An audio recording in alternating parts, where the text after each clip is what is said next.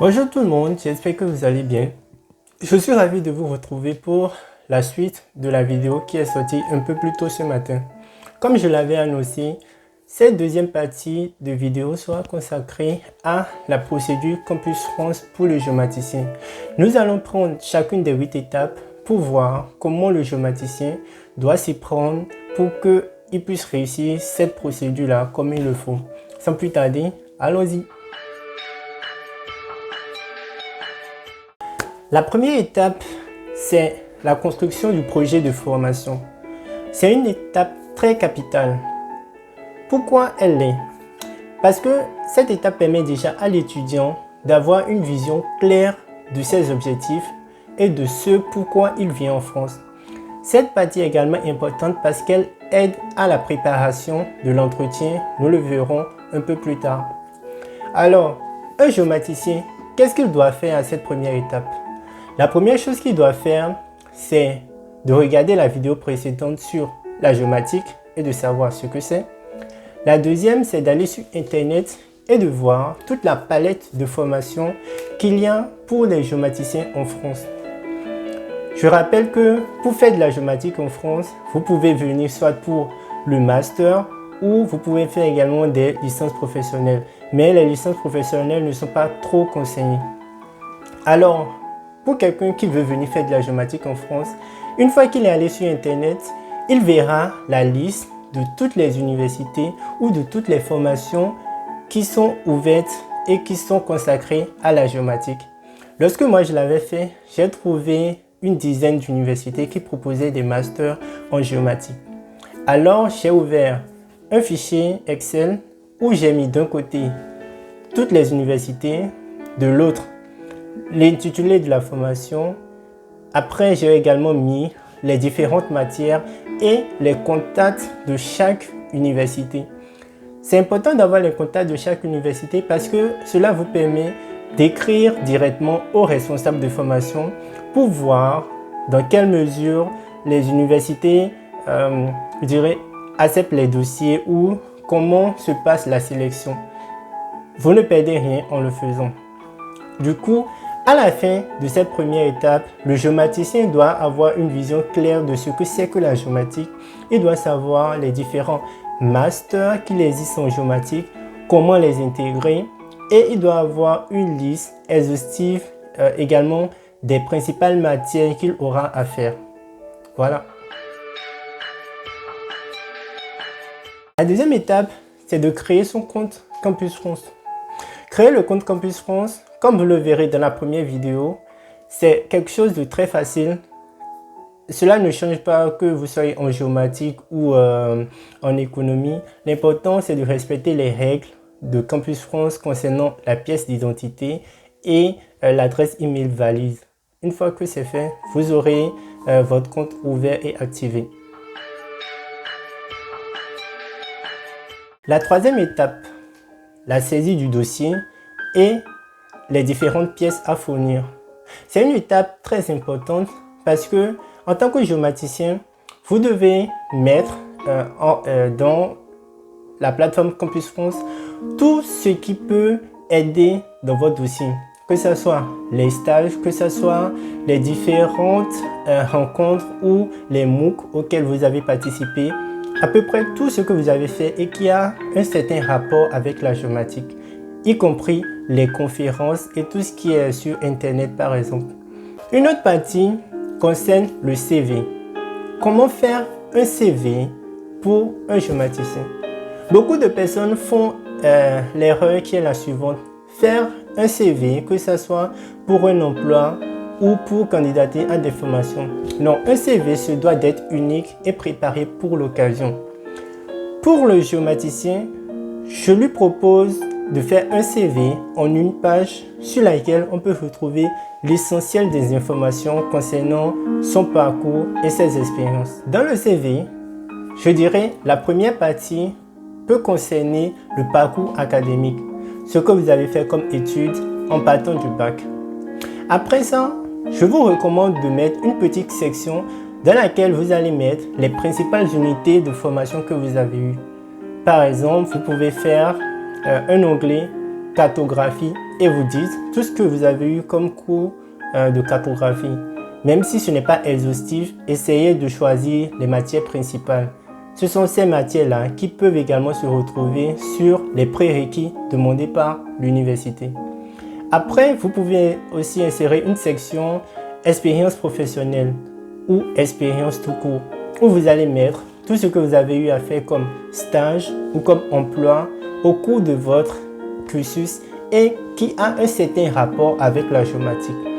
Je ne trouve pas très pertinent de mettre dans la section expérience que vous avez eu à être un agent de sécurité ou bien que vous avez été serveur dans un bar. Ce n'est pas très utile dans ce cas précis. Une autre section concerne les réalisations et activités extra-universitaires. Moi, je trouve que c'est très important de mettre quelque chose comme ça parce que ça permet à l'université et à la personne qui va prendre votre CV de savoir que même en dehors de tout ce que vous avez comme obligation à l'université, que vous vous donnez aussi à la géomatique en dehors. Par exemple, moi dans mon cas, j'avais réalisé 3 récits cartographiques sur les incubateurs à Cotonou où j'ai montré les différents incubateurs et accélérateurs de start-up qu'il y avait à Cotonou. Et j'ai aussi fait un récit cartographique sur les pharmacies à Porto-Novo. Combien elles sont, comment elles sont réparties et quelles sont les inégalités spatiales qu'on peut rencontrer. La dernière story map que j'ai fait concernait la ville de Porto-Novo. J'ai fait une story map touristique où j'ai recensé tous les lieux touristiques potentiels de Porto-Novo que j'ai mis sur une carte et pour chacun de ces lieux, j'ai essayé de faire une petite description pour que quelqu'un qui n'est pas de Porto-Novo puisse voir qu'est-ce qu'il y a comme potentialité touristique à Porto-Novo. Je vous recommande aussi de mettre toutes les conférences et je dirais tout ce qui a rapport avec l'informatique ou le numérique ou la cartographie. Par exemple, si vous avez participé à des formations de OpenStreetMap ou si vous avez participé à des opérations de cartographie libre et tout ce qui a rapport avec ça. Une autre section concernera les logiciels. Si vous êtes géomaticien, il y a certains logiciels que vous avez peut-être eu à utiliser ou que vous connaissez déjà. N'hésitez pas à les insérer dans votre CV. Cela permet à la personne qui va étudier votre dossier de voir que vous avez déjà une certaine maîtrise ou même une connaissance tout au moins de ces logiciels-là. Moi, je me rappelle, dans mon dossier, j'ai mis les logiciels que je savais utiliser et j'ai essayé de les catégoriser en spécifiant tout ce qui était outils web, outils desktop et tout ce qui avait rapport avec la géomatique. Vous pouvez aussi parler des langues que vous maîtrisez. Par exemple, je maîtrisais le français, l'anglais et un tout petit peu de japonais. Konnichiwa, les qualités. Vous pouvez également insérer dans votre CV des qualités. Un géomaticien, il doit avoir certaines qualités, notamment l'esprit de synthèse et la curiosité. Mais vous pouvez ajouter les qualités qui sont également propres à vous et qui vous définissent correctement. Ça peut être la rigueur, ça peut être plein d'autres choses. Toujours dans la troisième partie, il y a ce qu'on appelle le choix des formations. À ce niveau, vous allez choisir, si vous êtes en licence 3 ou en master, les 7 formations dans lesquelles vous voulez être admis. Autrement dit, vous allez faire 7 choix d'université. Je rappelle que ici, vous devez utiliser ce que vous avez fait à la première étape où vous avez déjà préalablement listé toutes les universités que vous avez trouvées sur Internet. Maintenant, comment faire ces 7 choix? Ce n'est pas un dilemme cornélien. Ce que vous devez faire, c'est voir ce que chaque université propose et voir si c'est en accord avec ce que vous êtes plus tard. Vous pouvez également voir les avantages que certaines universités offrent comparés à d'autres. Pour être plus précis, je dirais par exemple, moi j'ai choisi l'université de Cergy-Pontoise parce que je savais que à partir de ma deuxième année, je pouvais faire l'alternance. J'ai choisi l'université de Rennes 2 parce qu'il y avait certains cours qui m'intéressaient, notamment le cours d'initiation à l'entrepreneuriat en géomatique. Vous pouvez regarder avec toutes les autres universités qu'il y a, chacune d'elles a des avantages, chacune d'elles offre des possibilités pour les étudiants. et en fonction de ce que vous voulez être plus tard, c'est à vous de décider. On reste toujours dans la troisième étape pour parler maintenant de quelque chose de super important. La lettre de motivation. Elle ne doit pas dépasser 1500 caractères et elle doit contenir l'essentiel de ce qui prouve votre motivation. Dans cette petite partie, je vais vous dire les principales choses qui doivent rester dans une lettre de motivation pour un géomaticien. Votre parcours. Essayez de parler de ce que vous avez fait comme études et de l'université dans laquelle vous avez été. Faites une petite phrase sur, par exemple, les cours que vous avez eus. C'est important. Dites, par exemple, au cours de mon cursus, j'ai eu à faire des cours de cartographie, d'analyse de données, de statistiques et d'informatique, par exemple. Vous pouvez ajouter d'autres choses et vous pouvez le mettre dans l'ordre que vous voulez. La deuxième chose dont vous pouvez parler, ou vous devez plutôt parler dans la lettre de motivation, c'est le pourquoi vous avez choisi l'université. Comme je le disais précédemment, vous devez faire les choix d'université en fonction des avantages que chaque université vous donne. Dites que vous avez choisi telle université parce qu'elle offre telle ou telle chose, ou bien parce qu'elle vous permet d'avoir certaines expériences ou des choses du genre. Il faut rappeler qu'on ne fait pas une lettre de motivation pour toutes les universités. Le mieux, c'est de personnaliser et d'en faire une pour chaque université. Par exemple, j'ai choisi l'université de Cergy-Pontoise parce qu'elle me permet d'avoir ceci, cela.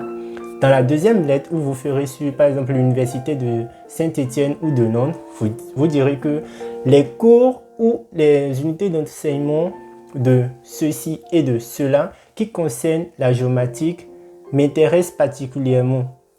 Quelque chose de cet acabit. Vous pouvez également parler en troisième lieu de vos expériences.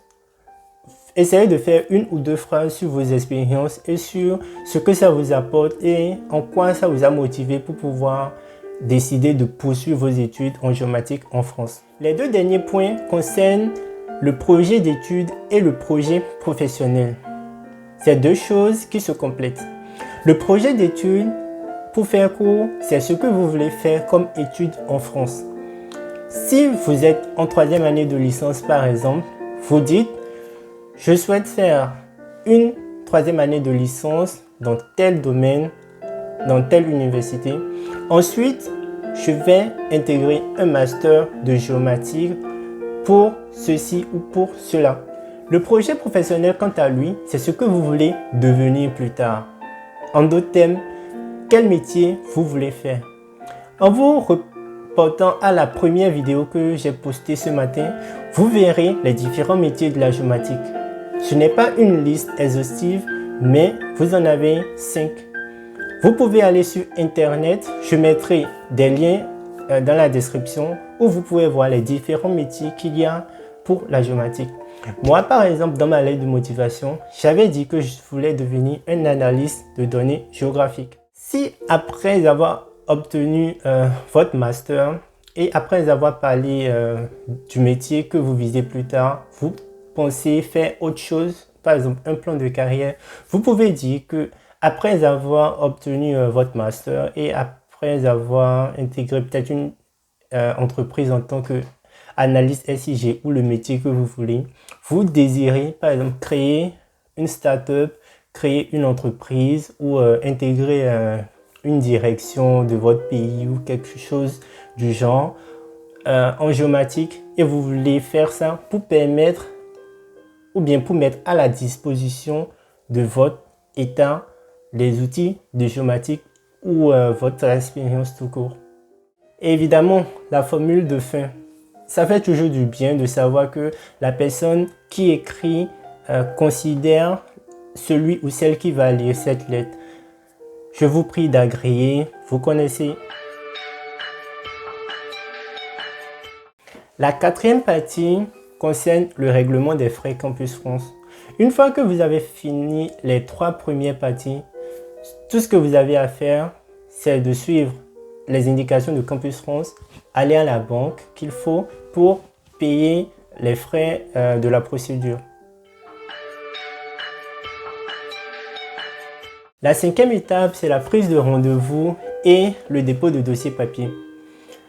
Vous prenez rendez-vous une fois que vous avez payé et une fois que vous avez soumis votre dossier à Campus France et vous aurez un créneau de rendez-vous. Une fois que vous avez le créneau de rendez-vous, soyez surtout à l'heure et préparez tous vos documents à l'avance. Vos documents, c'est tout ce que vous avez mis sur la plateforme Campus France et tout ce que vous avez déclaré. Bulletin de notes, relevé, attestation de stage ou attestation de travail.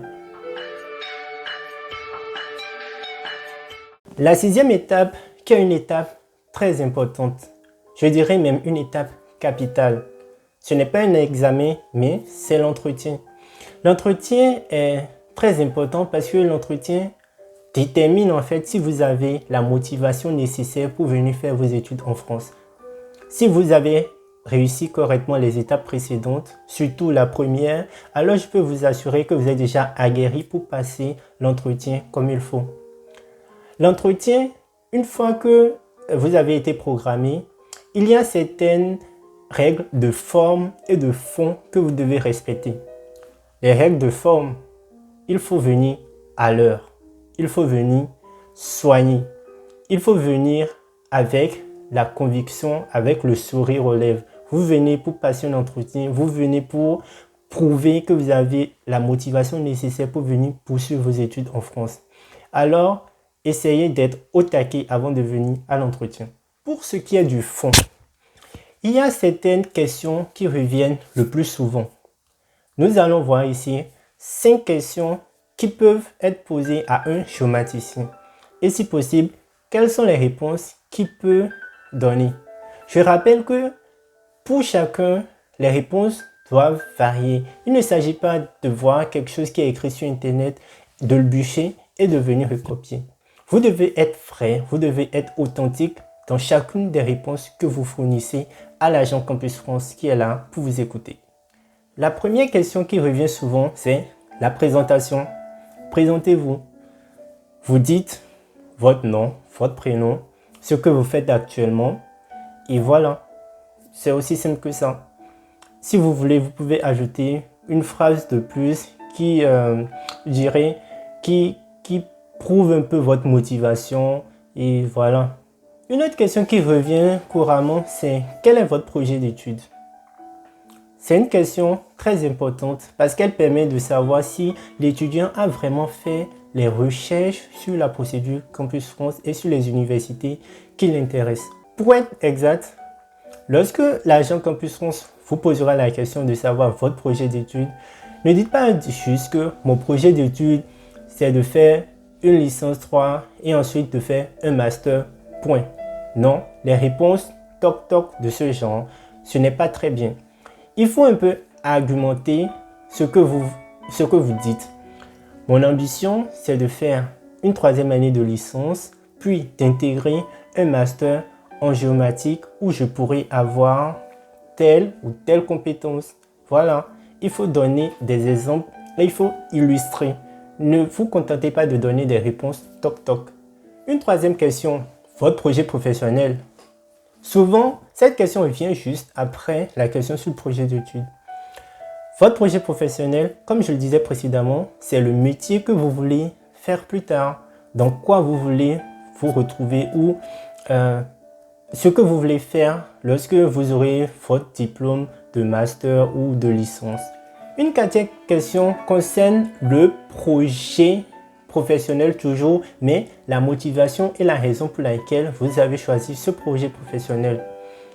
C'est bien, vous avez décidé d'être un architecte SIG ou d'être un analyste SIG. Mais pourquoi vous avez choisi ça? Il y a d'autres métiers et pourquoi c'est ça que vous voulez? Moi, personnellement, lorsque j'étais parti à l'entretien, j'ai dit que j'ai choisi ça tout d'abord parce que c'est ce qui me passionne. Ensuite, tout s'est accéléré en 3e année où lors d'un cours avec l'un de nos professeurs, je me suis rendu compte que dans le temps, le Bénin n'avait ni cadastre ni géoportail. Et c'était inconcevable pour un pays qui aspire au développement, car ce sont des outils de mobilisation de ressources et de connaissance du territoire que tout pays doit avoir. La cinquième question que je peux dire que ça revient un peu souvent concerne les choix des formations. Pourquoi vous avez choisi ces formations? Il y en a d'autres, mais pourquoi c'est celle-là précisément que vous avez choisi? N'hésitez pas à argumenter comme je vous l'ai dit précédemment.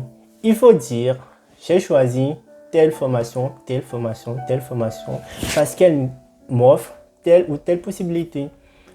J'ai choisi l'université de Cergy-Pontoise tout d'abord parce que c'est une université qui a des partenariats avec les entreprises. C'est une université qui est en partenariat avec Esri, qui est la plus grande compagnie de géomatique au monde. C'est une université où les étudiants doivent écrire des articles cartographiques qui sont lus par les acteurs du monde professionnel. C'est une université que j'ai choisie parce qu'en deuxième année, j'ai la possibilité de faire une alternance. Je rappelle que l'alternance, c'est être à la fois en entreprise et à l'université. Ce n'est pas possible pour les primo-arrivants, c'est-à-dire ceux qui viennent d'arriver en France au cours de leur première année. Mais un an après votre arrivée en France, vous pouvez postuler pour faire de l'alternance. La septième étape maintenant, une fois que vous avez les réponses, je croise les doigts pour que vous ayez au moins une réponse positive. Une fois que vous avez une ou plusieurs réponses positives, il ne faut pas se précipiter pour choisir. L'important, c'est d'analyser encore une fois ce que chaque université vous offre. Moi, quand je faisais ma procédure Campus France, j'ai eu 3 admissions en premier. Mes 3 premières réponses, c'était des admissions. J'étais admis à l'université d'Avignon et des pays du Vaucluse. J'étais aussi admis à l'université d'Orléans et à l'université de Cergy-Pontoise. Et j'ai demandé à des amis déjà comment c'est le cadre de vie. J'ai regardé ce que chaque université m'offre comme opportunité ou comme ressources.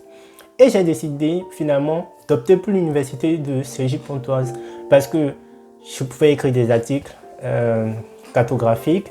Je pouvais également faire une alternance et l'université a des partenariats avec plusieurs sociétés. Par exemple, avec l'université de Cergy-Pontoise, j'ai eu la possibilité d'aller à la conférence Esri francophone. C'est une conférence totalement magnifique où vous voyez tout ce qu'il y a comme nouveauté en géomatique, où vous voyez également des entreprises qui viennent présenter des choses, vous échangez des CV, où vous prenez des cartes de visite. Et tout ça est offert à cause du partenariat entre l'université de Cergy-Pontoise et la compagnie Esri. Une fois que vous avez choisi définitivement l'université qui vous intéresse, nous voici à la 8e étape où il faut prendre l'attestation de préinscription et faire la procédure visa. Ouf, ce n'est pas quelque chose de, je dirais, de très aisé.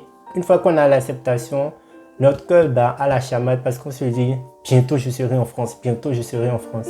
Oui, c'est bien et c'est le moment de redoubler d'ardeur pour pouvoir fournir tous les documents que votre consulat va exiger.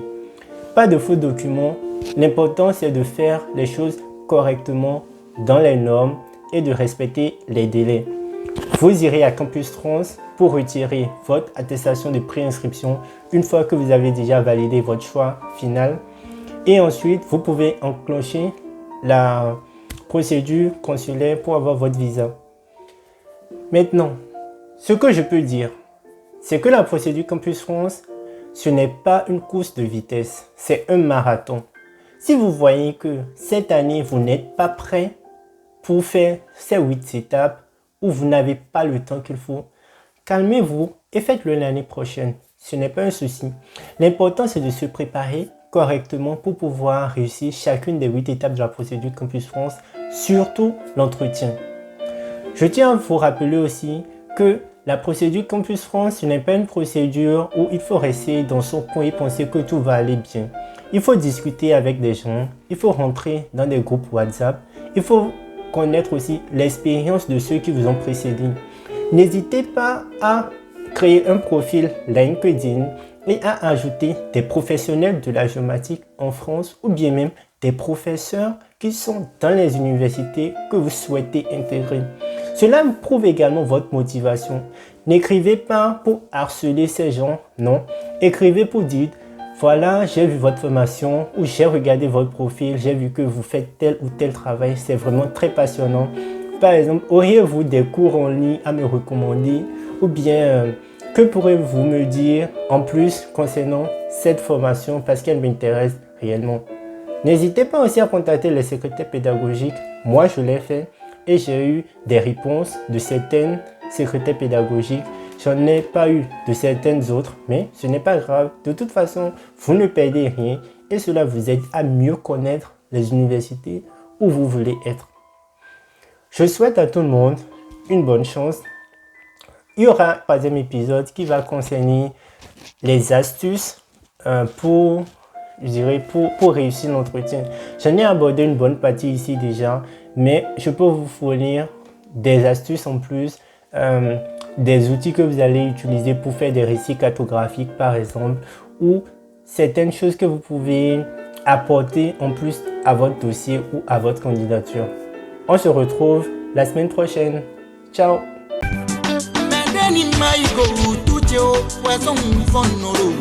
Je suis fier de moi.